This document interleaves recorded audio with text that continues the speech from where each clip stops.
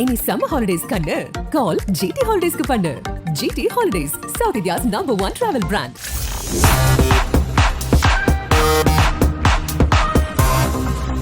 Sports video நியூஸுக்கு வணக்கம். இது Sathya present sports videos the boundary line show with Muthu power by GT holidays. Qualifier 2 match Sunrisers vs Rajasthan Royals match சூப்பராக நடந்து முடிஞ்சிருக்கு. Sunrisers இந்த மேட்சை வின் பண்ணியிருக்கிறாங்க. அதுவும் டார்கெட் பார்த்தோன்னா ஒரு 170 அரௌண்ட் செட் பண்ணிட்டு அந்த 170 டார்கெட் வந்து டிஃபெண்ட் பண்ணி வந்து வின் பண்ணியிருக்கிறாங்க. ரொம்ப ரொம்ப ரொம்ப நல்ல பவுலிங். ஸோ பவுலிங்கை தாண்டி பேட் கமின்ஸோட கேப்டன்சி, அவர் மேட்ச்சில் எடுத்த டெசிஷன்ஸ் தான் வந்து சன்ரைசர்ஸ்க்கு மேட்சை வின் பண்ணி கொடுத்தது. ஸோ இந்த மேட்சை பற்றி ராஜஸ்தான் எதனால் தோத்தாங்க, சன்ரைசர்ஸ் எதனால தான் ஜெயிச்சாங்கன்னு சொல்லிட்டு நாம முத்துக்கிட்ட நிறைய விஷயங்கள் வந்து பேசி தெரிஞ்சுக்கலாம் வாங்க. வணக்கம் முத்து ப்ரோ. வணக்கம் ஸ்ரீராம். வணக்கம். சொன்ன மாதிரியே ஜெயிச்சாங்களா சன்ரைசர்ஸ் ஹைதராபாத்? ஆமாங்க, உங்க ப்ரெடிக்ஷன் எல்லாம் கரெக்ட் ஆகிட்டே இருக்கு. இந்த ப்ரெடிக்ஷன் ஆமா, என் கமெண்ட்ரி பேனல்லயே எல்லாரும் ஆர்ஆர்ஆர்னு சொல்லிட்டு இருந்தாங்க. நான் மட்டும் தான் எஸ்ஆர்ஹெச்னு. ஸோ எஸ்ஆர்ஹெச் அந்த சேப்பாக்கம் அந்த கஷ்டத்தை வந்து கிராக் பண்ணிட்டாங்க. அவங்களுக்கு இருந்த அந்த ஒரு மோசமான ரெக்கார்டை பண்ண விட்டுட்டாங்க ஆர்ஆர். ஏன்னா அவங்களுக்கும் ரெக்கார்ட் மோசம். இதுக்கு முன்னாடி எஸ்ஆர்ஹெச் இந்த கிரவுண்ட்ல ஒரு மேட்ச் ஜெயிச்சிருந்தாங்க, ஆர்ஆர் 2 மேட்ச் ஜெயிச்சிருந்தாங்க. இப்ப 2 பேரும் சரிசமம், ஆளுக்கு 2 மேட்ச் ஜெயிச்ச நிலைமை. இது எஸ்ஆர்ஹெச் சூப்பரா விளையாடி ஜெயிச்சாங்க. ஆனா ஆர்ஆர் என்னங்க ஒரு ஹை பிரஷர் கேம்ல பயந்து பயந்து விளையாடின மாதிரி இருந்துச்சு பேட்டிங்ல.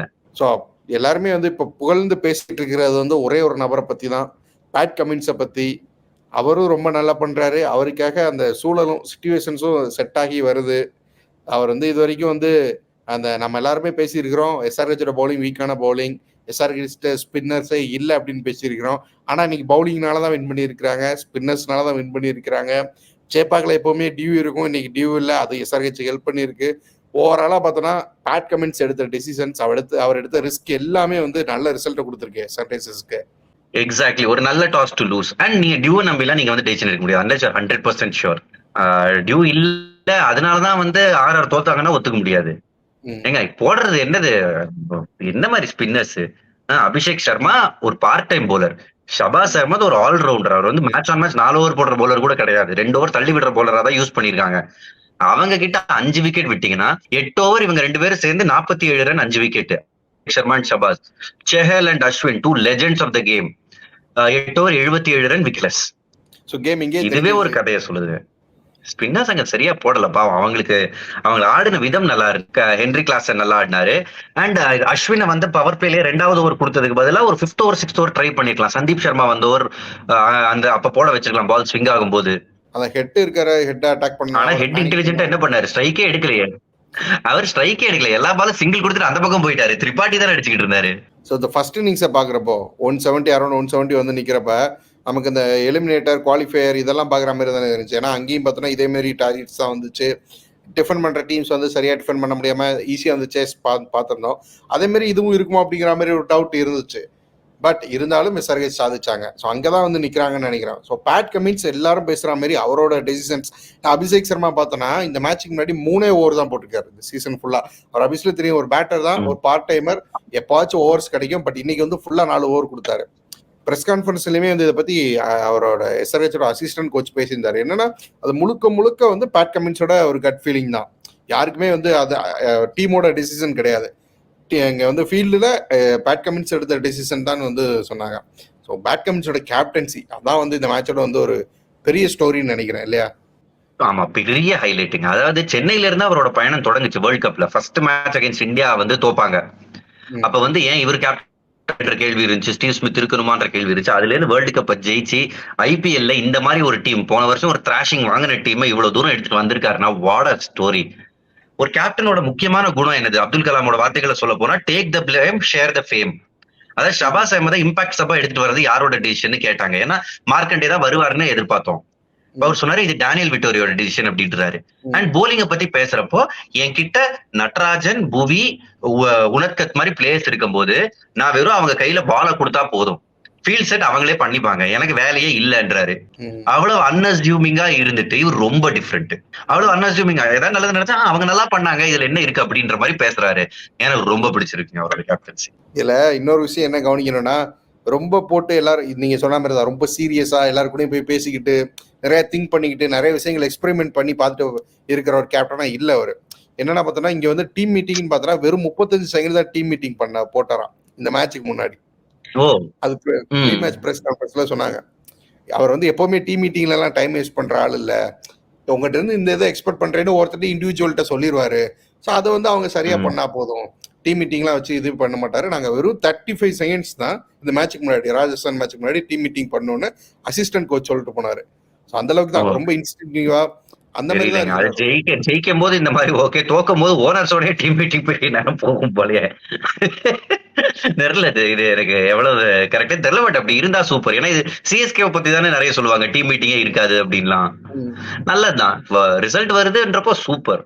பட் இது ஒரு ஸ்டைல் ஆஃப் கேப்டன்சி தானே. நிறைய விஷயங்கள் போட்டு குழப்பிக்காம ஃபீல்டுக்கு போறோம், அங்க என்ன நடக்கோ அதுக்கு இன்ஸ்டிங்டிவா நம்ம ரியாக்ட் பண்றோம் அப்படிங்கறத வச்சுக்கிறது. அது சூப்பரா பண்ணாருங்க கேப்டன்சி. எனக்கு தெரிஞ்ச இந்த இன்னொரு ஒரு ஓவர் எக்ஸ்ட்ரா அபிஷேக் சர்மா கொடுத்த மாதிரி இருந்துச்சு. ஜுரேல் அடிச்சாரு. நான் அந்த ஒரே ஒரு மீடியம் பேசர் வந்து வருவாரோன்னு நினைச்சேன். பட் பரவாயில்ல, அபிஷேக் சர்மா நல்லா போடுறாரு, இன்னொரு ஓவர் அவர் வச்சு எடுப்போம் அப்படின்னு நினைச்சாரு. ஓவரால் மேட்ச்ல பெருசா அஃபெக்ட் ஆகல. செமையா பண்ணிருக்காரு இந்த சீசன். நீங்க பேட்டிங் எடுத்துப்போம், SRH பேட்டிங் எடுத்துப்போம். இது வந்து ஒரு பார் ஸ்கோர் தான், சேப்பாக்கில் வந்து வின் பண்ணக்கூடிய ஸ்கோர் தான் நினைக்கிறீங்களா? இல்ல வந்து இன்னும் கொஞ்சம் 10-20 ரன் கூட அடிச்சிருக்கணும், இது ரொம்ப பிரில்லியண்டான ஒரு பவுலிங்னால வின் பண்ணிட்டு போயிட்டாங்க அப்படின்னு நம்ம எடுத்துக்கணுமா? எக்ஸாக்ட்லி. ஏன்னா ஆர்ஆரோட பேட்டிங், ஆர்ஆரோட போலிங்ல ஸ்பின்னர்ஸை தவிர சீமர்ஸ் எவ்வளவு நல்லா போட்டாங்க.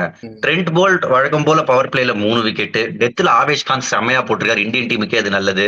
அதுக்கப்புறம் நீங்க பாத்தீங்கன்னா இவங்க 2 பேரும் நல்லா போட்டாங்க. சந்தீப் சர்மா வழக்கம் போல அவரோட எக்ஸ்பீரியன்ஸ் எடுத்துட்டு வந்தாரு. சோ போலிங்ல ஸ்பின்னர்ஸை தவிர ஃபாஸ்ட் போலிங்ல எந்த குறையும் இல்ல. இது வந்து ஒரு காம்படிட்டிவ் டோட்டல் தான், மேட்ச் வினிங் டோட்டலே கிடையாது. மெயின்லி இது வந்ததுக்கான காரணமே என்ன, கிளாசன் வந்து கடைசி வரைக்கும் இருந்தாரு, செஹல டேக் ஆன் பண்ணாரு. அவரோட சேர்ந்து இம்பாக்ட் சபா வந்து ஷபாஸ் அஹமத் 18 ரன் அடிச்சார் 18 பால்ல. பட் கிளாசனோட அவர் உறுதியா இருந்தாரு. நிறைய பால் வந்து கீப்பரும் போலருமே ஆடிக்கிட்டு இருந்தாங்க, ஒரு பேட்ல படவே இல்லை. பட் அப்ப கூட ஒரு கிரீஸ்ல நின்று அந்த டோட்டல் வரத்துக்கு உதவி செஞ்சாங்க. SRH இந்த சீசன் ஃபுல்லா பேட்டிங்னாலதான் இவ்வளவு தூரம் வந்திருக்காங்க. 280 அடிச்சாலும் 260 கொடுக்குற டீம். பட் ஒரு மேட்ச் இந்த மாதிரி முக்கியமான மேட்ச்ல போலிங்னால ஜெயிச்சிருக்காங்க அப்படின்றது பெரிய விஷயம். இதுல ராஜஸ்தான் வந்து நிறைய எக்ஸ்பெக்டேஷன்ஸ் இருந்துச்சு அவங்க மேல. கண்டினியூஸா லாஸ் ஆகி இருந்தாலும் ஒரு பெரிய மொமெண்டமோட இருந்த ஆர்சிபி டீமை தோக்கடிச்சு இந்த குவாலிஃபயர் வந்து சேர்ந்தாங்க. பட் உள்ள வந்து அவங்களால இதுல வந்து ரொம்ப நல்லா பண்ண முடியல. நம்ம மேட்ச்க்கு முன்னாடியே பேசினா அவங்களோட அப்ரோச் வந்து கொஞ்சம் இதுவா இருக்கு, கொஞ்சம் தயக்கத்தோட இருக்கு, கொஞ்சம் ஒரு கன்சர்வேட்டிவா இருக்கு அப்படின்னு வந்து பேசியிருந்தோம். அது இங்கேயும் அப்படியே தான் வந்து கண்டினியூ ஆகி இருக்கிறதோ? கொஞ்சம் அக்ரெசிவா, கொஞ்சம் ஆக்டிவா இல்ல, அக்ரெசிவா இருந்தது தானே பிரச்சனை ஆயிருச்சு. நம்ம அப்படி சொன்னோம். பட் இதுல வந்து யசஸ்வி ஜெயஸ்வால் அதே ஓவர்ல ஒரு 6 கிடைச்சு அதே ஓவர்ல அடிக்க போய் அவுட். அதுக்கப்புறம் சஞ்சு சாம்சன் ஸ்பின்னரை பார்த்தா அடிக்கிற பிளேயர், அதான் அவரோட ஆட்டிடியூட். பட் அதுல அவர் அவுட். ரியான் பராக் அவுட். அங்கேயே முடிஞ்சிருச்சு. ஷார்ட் செலக்ஷன் தான் அங்க வந்து பிரச்சனையா இருந்துச்சு. அக்ரெசிவா இருந்தாங்க பேட்டிங்ல, இல்லன்னு சொல்ல. ஆரம்பத்துல கொஞ்சம் தயக்கம் இருந்துச்சு அந்த கேட்மோர் விளையாடுறப்போ. பட் அதுக்கப்புறம் நர்வஸாவே விளையாடின மாதிரி இருந்துச்சு. ஃபுல் ஃபிளெஜ்டா அந்த ஷாட்ஸுக்கு போலையோ அப்படின்னு வந்துச்சு. இந்த மாதிரியான ஒரு பெரிய மேட்ச்ல ஜாஸ் பட்லர் ரொம்ப மிஸ் பண்றாங்கல்ல ராஜஸ்தான் ராயல்ஸ். நிச்சயமா மிஸ் பண்றாங்க. அவர் இருந்தா இந்த டார்கெட்டுக்கு அவர் பவர் பிளேல ஒரு அடி அடிச்சு கொண்டு போய் நிப்பாட்டி இருப்பாரு ஒரு பெரிய இடத்துல கொண்டு போய். ஏன்னா அதுக்கப்புறம் கேம் கொண்டு போய் கடைசி வரைக்கும் நின்று முடிச்சு கொடுக்குற எபிலிட்டி கூட இருந்துச்சு அவருக்கு. பட் அதே மாதிரி ஒரு பிளேயர் இல்ல அப்படிங்கிறது பெரிய மிஸ் தான் இல்ல இந்த மாதிரி டீம்ஸ்க்கு. பெரிய மிஸ் தான். அந்த மாதிரி மிஸ் தானே எல்லா டீமுக்கும். இப்ப சிஎஸ்கேவுக்கும் அதனாலதானே மிஸ் ஆச்சு. உங்களுக்கு பத்திரனா இல்ல, முஸ்தபிசுர் ரஹ்மான் இல்ல அப்படின்றப்போ அங்க ஒரு முக்கியமான மேட்ச்ல மிஸ் ஆச்சு. இது எல்லா டீமுக்கும் உண்டான லாஸ் தானே. ஸோ இப்போ ஆர்ஆர் இந்த மேட்ச் தோத்துருக்குறாங்க. நம்ம பேசணும் ஸ்பின்னர்ஸ் சரியா போடல, 8 ஓவர் சகலும் அஸ்வினும் போட்டீங்கன்னு. இதை தாண்டி என்ன ரீசன்ஸ் இருந்துச்சுன்னு நினைக்கிறீங்க? ஒரு 2-3 சாலிட் ரீசன்ஸ் இதனாலதான் தோத்தாங்க அப்படின்னு வந்து. ஒன்னு ஸ்பின்னர் சரியா போடல, அதுதான் மெயின் ரீசன். ஃபாஸ்ட் பால் சூப்பரா போட்டாங்க. ஆர்ஆர் வந்து ஸ்பின்னர்ஸ் இது சரியா போடல. இன்னொன்னு டாஸ்.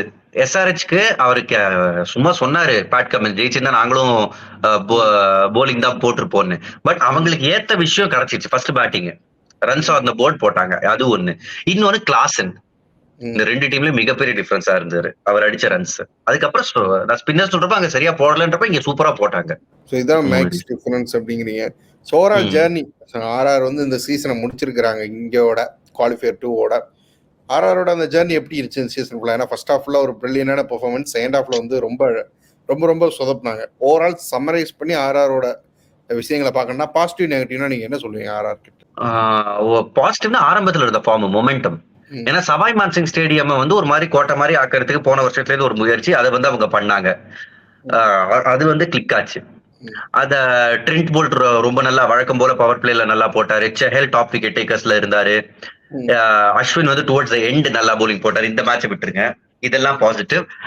பிரச்சனைன்னு வந்து ஓப்பனிங் வந்து இன்கன்சிஸ்டன்சி. ஜெய்ஸ்வால் அண்ட் பட்லர் சேர்ந்து ஃபயரே ஆகல. அண்ட் இன்னொரு ஒரு பெரிய விஷயம், வருஷம் இதே தான் நடக்குது. போன வருஷம் குவாலிஃபை ஆகாம போனதுக்கே கடைசி 5 மேட்ச் தான் காரணம். இந்த வருஷம் முன்னாடி 8ல 7 ஜெயிச்சாங்கன்றதுனால கம்ஃபர்டபுளா குவாலிஃபை ஆனாங்க. பட் இந்த பீக்கிங் டூ ஏர்லி அது அவங்களுக்கு நடக்குது. அதை வந்து அவங்க எப்படியாவது அட்ரஸ் பண்ணணும் அந்த டீம். மற்றபடி பெரிய பாசிட்டிவ் சஞ்சு சாம்சனோட பேட்டிங். அவர் நார்மலா வந்து இந்த டப்பு டிப்புன்னு ஒரு 20 ரன் அடிச்சு அவுட் ஆகாம லாங்கர் இன்னிங்ஸ் விளையாடினாரு. அது ஒரு பெரிய பாசிட்டிவ். 2 பிளே ஆஃப் மேட்ச்ல சரியா பண்ணல.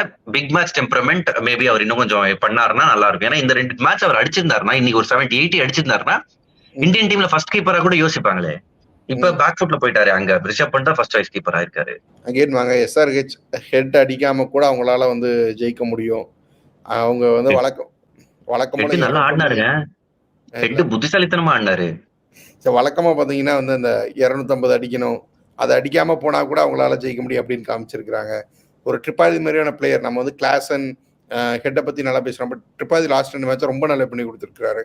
ஸோ இன்னைக்கு மேட்ச்லாம் பார்த்தோன்னா வந்து அந்த சைட் பவுண்டரிஸ் பெருசு அப்படிங்கிறத தெரிஞ்சுக்கிட்டு பின்னாடியும் அங்கே முன்னாடி வி ஷேப்ல அங்கேயும் தான் ஆடிக்கிட்டே இருந்தார் நிறைய ஷாட்ஸ்.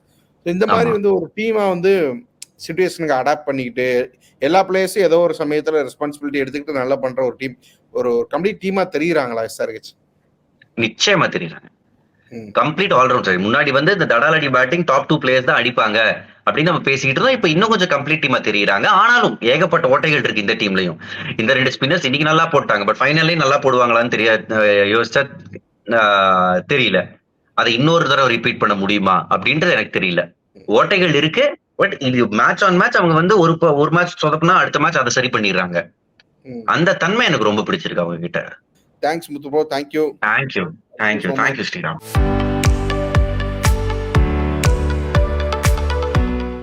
இனி சம்மர் ஹாலிடேஸ் கண்ணு கால் GT ஹாலிடேஸ்க்கு பண்ணு. GT holidays, South India's number 1 travel brand.